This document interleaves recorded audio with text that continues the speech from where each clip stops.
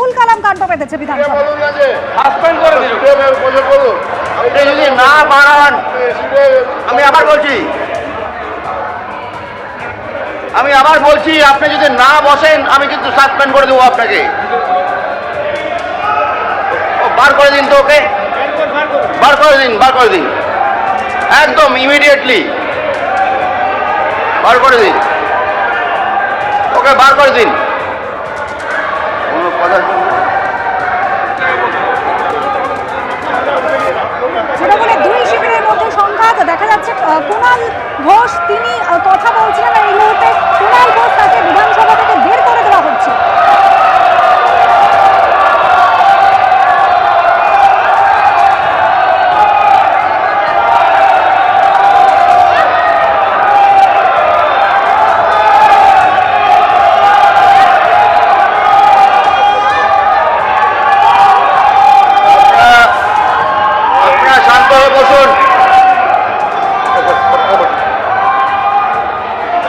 ধন্যবাদ। মাননীয় speaker sir আবার টাইমের দিকে একটু লক্ষ্য রাখবেন। মাননীয় স্পিকার স্যার আবার টাইমটা এখন থেকে শুরু করলে ভালো হয়। মাননীয় অধ্যক্ষ মহাশয়, আমাদের সতীর্থ বিধায়ক যেভাবে, মাননীয় সদস্য আপনি একটু বসুন। প্রতিবাদ অনেক রকম হয়, এখানে 5 বার 7 বার 8 বারের বিধায়করাও আছেন। এই রকম অসভ্যতা আমি বিধানসভায় আমরা আগে দেখিনি। আমরাও বিরোধী দলে ছিলাম, শাসক দলে ছিলাম, আছি। মাননীয় আখরুজ্জামান সাহেব এই বিধানসভার অনেক দিনের মেম্বার, প্রাক্তন মন্ত্রী। উনার বাবা হাবিবুর রহমান সাহেব মুর্শিদাবাদ জেলার আপামর মানুষের একজন শ্রদ্ধেয় ব্যক্তিত্ব। আজকে যেভাবে মমতাপন্থী তৃণমূলের একজন সদস্য তাকে কার্যত শারীরিকভাবে নির্যাতন করতে এগিয়ে গেছিলেন, আমি মুখ্যমন্ত্রী হিসাবে এবং লিডার অব দি হাউস হিসাবে এর তীব্র নিন্দা করছি।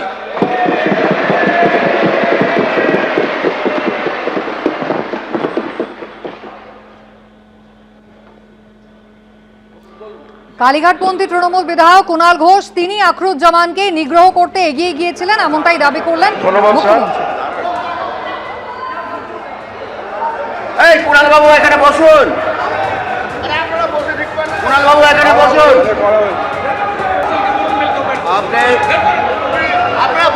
বসুন আপনি বসুন।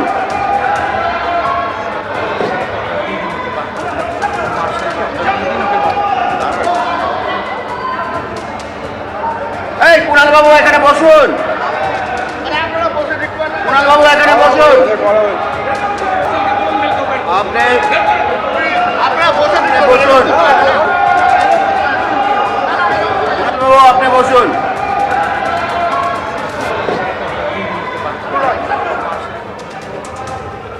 গত 20 জুলাই এই মহতী স্বজনের আমাদের হাউস অব দি লিডার মুখ্যমন্ত্রী 1993 সালে 21শে জুলাই কলকাতা রাজপথে গুলি চালানোরকে কেন্দ্র করে এবং পরবর্তীকালে 2011 সালে যে সরকার নতুনভাবে দায়িত্ব নিয়েছিলেন, সেই সরকার চ্যাটার্জি কমিশন গঠন করেছিলেন। সেই চ্যাটার্জি কমিশন রিপোর্ট সাবমিট করেছিলেন। তৎকালীন মুখ্যমন্ত্রী সেই রিপোর্ট হাউসে বা সদনে প্রকাশ করার সাহস দেখাননি। এই মুখ্যমন্ত্রী হাউসে সঠিক তথ্য উদ্ঘাটন করার জন্য বিধানসভায় একটু আগে একেবারে হই হট্টগোল, হাতাহাতির পরিস্থিতি তৈরি হয়, মার্শাল দিয়ে বের করে দেওয়া হয় কালীঘাট তৃণমূলের বিধায়ক কুণাল ঘোষকে। ঠিক কি হয়েছিল দেখুন। আপনি বসুন।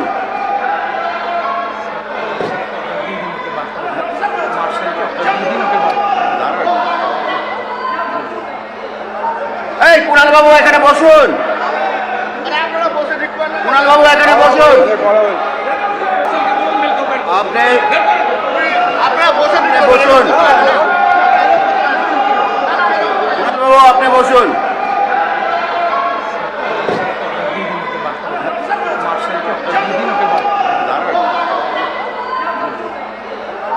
এই কুণাল বাবু এখানে বসুন।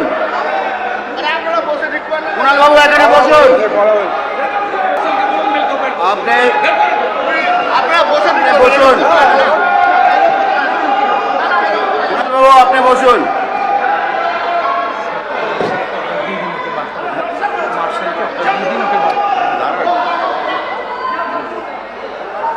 এই কুণাল বাবু এখানে বসুন।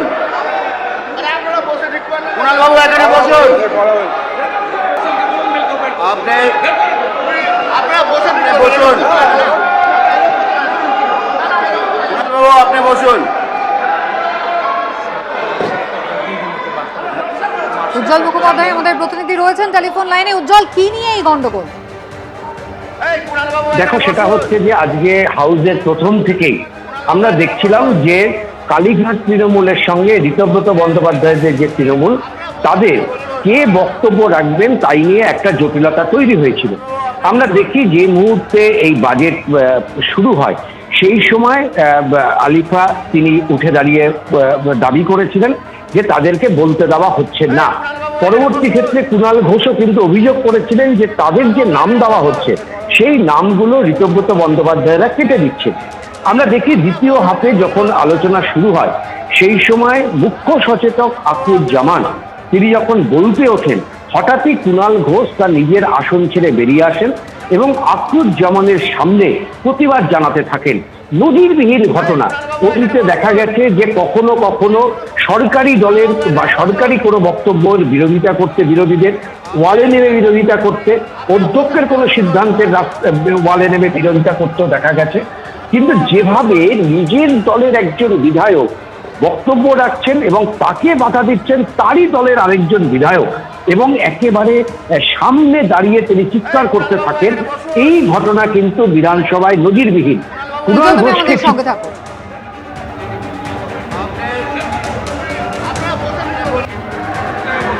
ছবি দেখতে পাচ্ছেন একেবারে কুণাল ঘোষ, যাকে রীতিমতো চ্যাংদোলা করে মার্শালরা বের করে দিলেন স্পিকারের নির্দেশে বিধানসভার পক্ষ থেকে।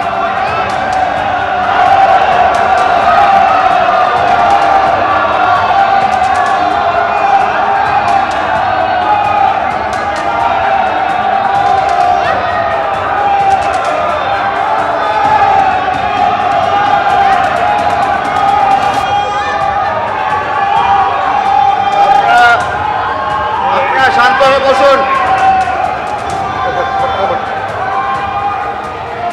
ধন্যবাদ। মাননীয় স্পিকার স্যার, আবার টাইমের দিকে একটু লক্ষ্য রাখবেন। মাননীয় স্পিকার স্যার, আবার টাইমটা এখন থেকে শুরু করলে ভালো হয়। বিভাগের ভারপ্রাপ্ত মন্ত্রী ও শুভেন্দু অধিকারী, প্রতিমন্ত্রী বিশাল লামা, প্রত্যেক বাজেট ডিবেটের 2026-27 অর্থবর্ষে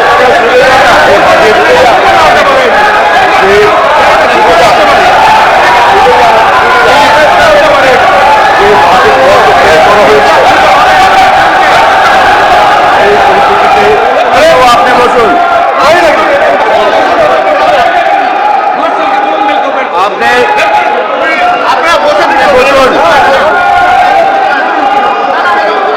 আপনি বসুন।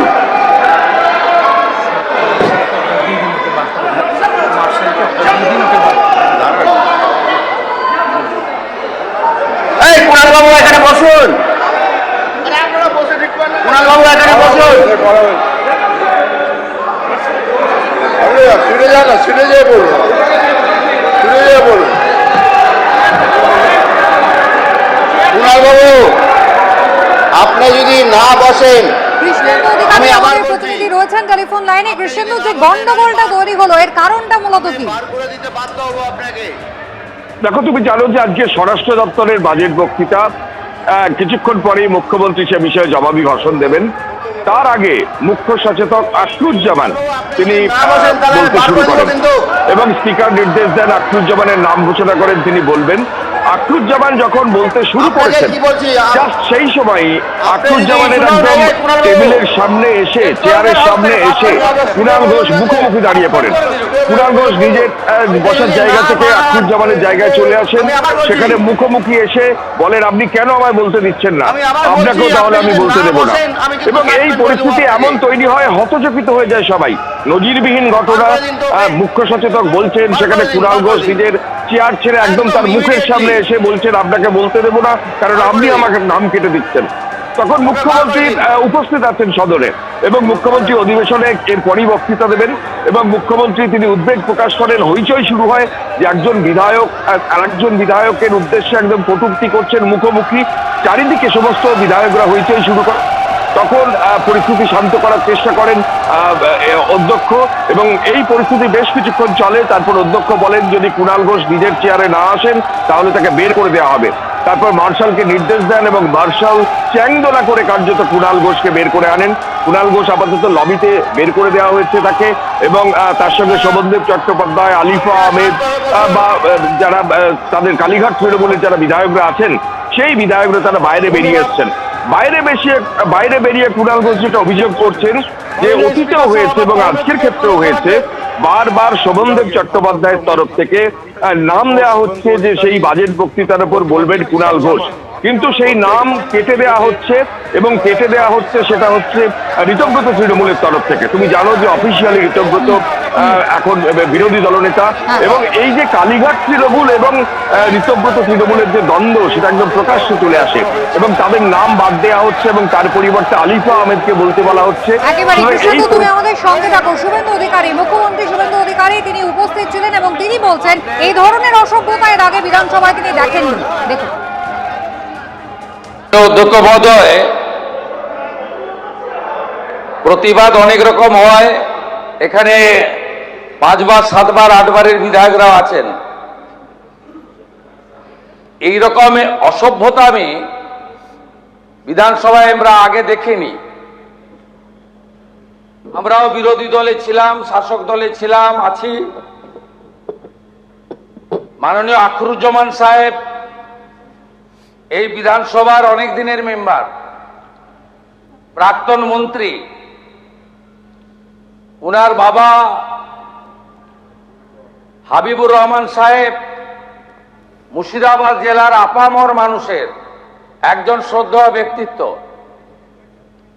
আজকে যেভাবে মমতাপন্থী তৃণমূলের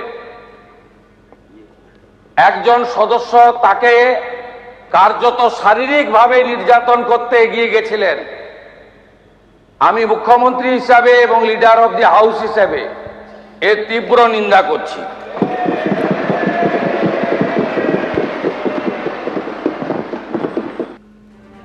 বিধানসভায় একেবারে তুমুল হই হট্টগোল। মার্শাল দিয়ে বের করে দেওয়া হলো কুণাল ঘোষকে এবং তারপর তাকে সাসপেন্ড করা হয়েছে। অন্যদিকে লোকসভার ছবি রাখবো আপনাদের সামনে। লোকসভায় অসংসদীয় মন্তব্য করার অভিযোগ তৃণমূল সাংসদ কল্যাণ বন্দ্যোপাধ্যায়কে চলতি বাদল অধিবেশনের জন্য সাসপেন্ড করা হয়েছে। একদিকে কালীঘাটপন্থী বিধায়ক কুণাল ঘোষ, তাকে বিধানসভা সাসপেন্ড করা হলো, আর একই দিনে আগে সাসপেন্ড করা হলো লোকসভায় তৃণমূলের সাংসদ কল্যাণ বন্দ্যোপাধ্যায়কে। প্রথমে কল্যাণ বন্দ্যোপাধ্যায় তিনি সাসপেন্ড হলেন লোকসভায়, তার কিছুক্ষণের মধ্যেই বিধানসভায় সাসপেন্ড করা হলো বিধায়ক কুণাল ঘোষকে।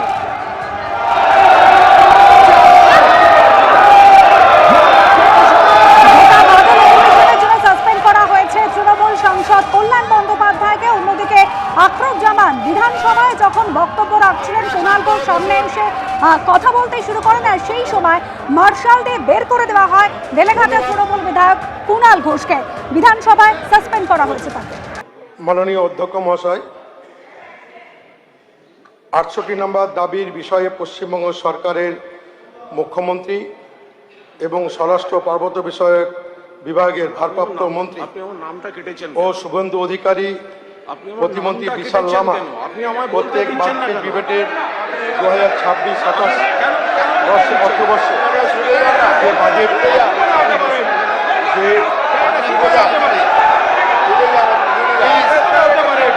যে মার্কেট বন্ধ পেশ করা হয়েছে এই পরিপ্রেক্ষিতে আপনি বসুন,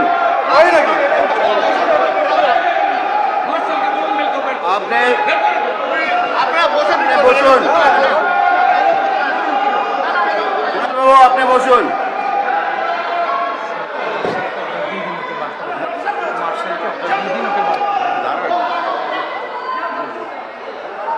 এই কুণাল বাবু এখানে বসুন,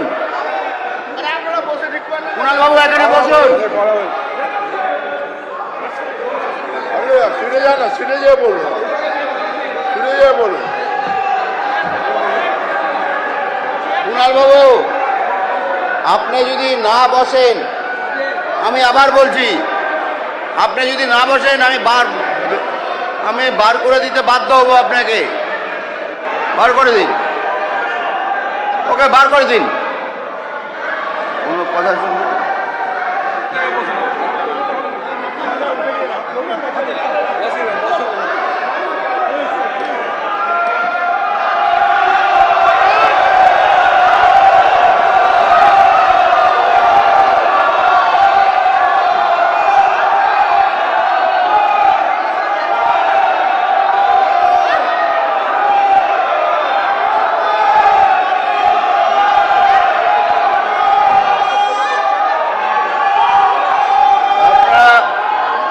আপনারা শান্ত হয়ে বসুন। ধন্যবাদ। এবিপি আনন্দ, এগিয়ে থাকে, এগিয়ে রাখে।